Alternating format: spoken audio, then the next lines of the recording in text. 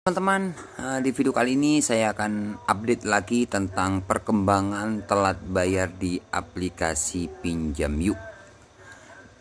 Jadi di video ini saya akan berbagi tentang telat bayar ya, atau gagal bayar di aplikasi Pinjam Yuk. Nah, seperti apa resikonya? Untuk video sebelumnya saya sudah update ya untuk aplikasi ini, aplikasi Pinjam Yuk ini. Total tagihan sekitar berapa, 50 ya, 60 juta teman-teman yang nggak dibayar. Nah, sekarang saya update lagi buat teman-teman. Mungkin teman-teman kan pada penasaran, Bang, pinjamannya kok besar abang, apakah aman, apakah enggak? Nah, di video ini saya akan menjelaskan lagi ya. Jadi intinya di channel ini selalu berbagi tentang pengalaman gagal bayar teman-teman. Bukan saya mengajak teman-teman untuk gagal bayar, ya kan? Masalah gagal bayar itu tergantung teman-teman. Ingat teman-teman, hutang wajib dibayar ya. Tapi kalau kalian nggak mampu ya, ngapain kalian takut seperti itulah. Ya kan, kalau sudah nggak ada dana mau bayar pakai apa? Kan seperti itu. Intinya di sini saya berbagi pengalaman, ya. Oke, tanpa basa-basi teman-teman ya, langsung saja kita buka untuk tagihannya biar teman-teman tahu sudah jadi berapa puluh juta ini. Oke, langsung saya buka seperti ini. Nah, ini teman-teman ya. Oke, di sini kan ada 3 pinjaman atau 3 cicilan lah. Saya anggap 3 pembayaran teman-teman.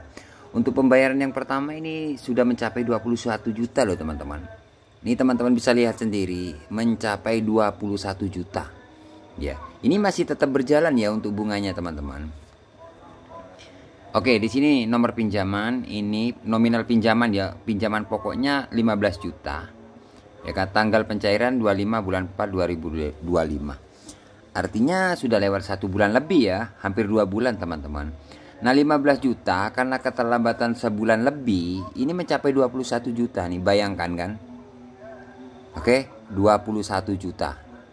Ini untuk pembayaran yang pertama. Dan yang kedua di sini teman-teman sama ya, untuk pinjaman awalnya atau pokoknya itu 15 juta. Karena keterlambatan sekitar 1 bulan, hampir 2 bulan lah ya, itu mencapai 21 juta. Nah, bayangkan bunganya lumayan besar banget. Kemudian yang ketiga, mencapai 21 juta juga teman-teman ya.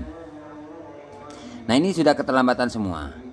Total 3 cicilan ini teman-teman mencapai 63 juta ya, bahkan 64-an lah ya kurang lebih. Semakin bertambah ya. Saya update yang sebelumnya itu nggak nyampe 60 kalau nggak salah ya. Sekarang sudah mencapai 63 ya, 64-an lah.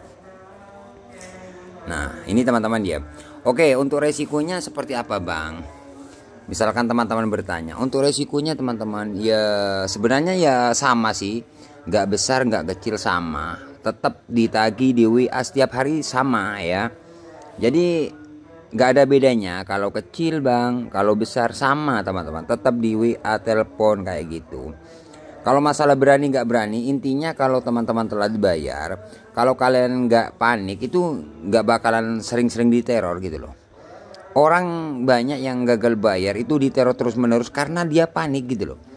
Kalau kalian panik, semakin ditakut-takuti oleh DC-DC penagih itu gitu loh.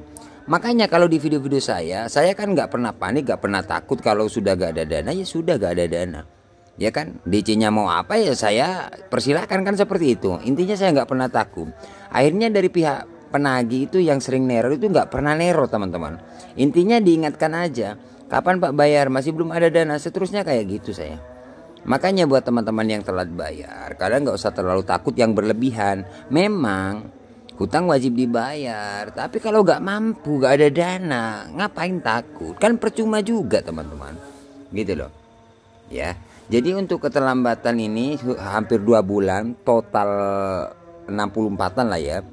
Ini sejauh ini aman loh teman-teman, nggak ada sebar data, nggak ada. Kalau kondar gimana bang? Kalau kondar itu teman-teman pasti dihubungi. Jadi buat teman-teman yang masih belum tahu, untuk kondar atau kontak darurat itu pasti dihubungi. Nah, misalkan teman-teman ada yang telat kan, biasanya kan seperti itu, ada yang telat, kemudian ada yang ancam sebar data bang, tapi dari aplikasi gak nyebutin. Nah, itu sebuah teror. Kalian gak usah takut, gak bakalan terjadi disebar ya. Jadi semua orang-orang yang gagal bayar itu yang pertama pasti diteror, itu pasti. Karena apa? Karena kalian apa ya, agar bayar gitu loh. Makanya saya bilang semakin kalian takut semakin ditakut-takuti. Nah untuk aplikasi yang saya punya ini sejauh ini teman-teman aman, gak ada sebar data ataupun DC yang datang ke rumah. Padahal lumayan besar. Ya sama aja meskipun kecil, kalau teman-teman telat bayar, telat misalkan 2 minggu, pasti ada WA DC hari ini mau datang, tim kolektor mau jemput dana. Itu dari dulu. Meskipun ini yang saya punya itu tiap hari ada. Data Anda sudah dipertanyakan oleh atasan, itu sudah biasa. Kenapa dipertanyakan? Ya biasa, itu cara-cara penagihan mereka gitu loh.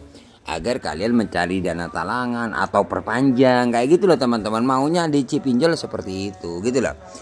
Jadi untuk telat bayar atau gagal bayar itu sebenarnya sama ya. Untuk aplikasi Pinjam Yuk di sini intinya telat bayar di aplikasi Pinjam Yuk ini sejauh ini aman, gak ada sebar data. DC Bang masih belum ada. Sama WA, telepon, DC mau datang, tim kolektor dari waktu telat 2 mingguan sampai sekarang gak ada yang datang. Jadi aman teman-teman ya. Oke teman-teman, terima kasih ya, semoga video ini bermanfaat. Nantikan updatean terbaru dari channel saya. Nanti saya update lagi buat teman-teman. Ingat teman-teman ya, hutang wajib dibayar. Tapi kalau kalian nggak mampu bayar, gak ada dana, ya nggak usah takut gitu loh. Ya kan percuma takut gitu loh. Oke terima kasih, nantikan updatean terbaru dari channel Markas Pinjol. Bye bye.